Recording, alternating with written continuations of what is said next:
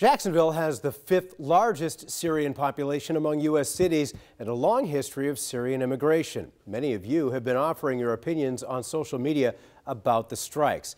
First Coast News' Lana Harris joins me now with local reaction and also from around the world. Yeah, so there were different reactions across the world today concerning the airstrikes in Syria. In Syria today, dozens of protests. In Iran, officials called the airstrikes a crime, and in Russia, officials there called it an act of aggression. Now, here on the First Coast, people chimed in a lot on social media. You've got people like Jonathan Upshaw saying the United States has no business over there. We need to stay off of Syria and leave them alone. We can't keep policing the world. Then you've got people like David Cash who say we can't allow chemical or nuclear weapons, for that matter, to be used anywhere. He says they're an unlawful and a national security issue. So big question is, how did we get here in the first place? Some people may not know this, but this civil war in Syria has been dragging on now for more than 6 years. And actually, it all started with a protest. Here's a little bit of that history. The Syrian civil war started in 2011. Syrians rose up as part of the Arab Spring protests against Middle East dictators, and peaceful protesters were shot at by government forces.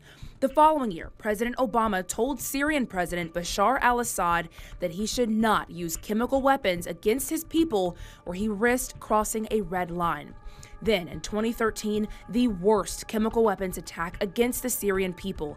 More than 1,000 people died. That prompted the U.S. and Russia to reach a deal to remove or destroy Syria's chemical weapons by 2014.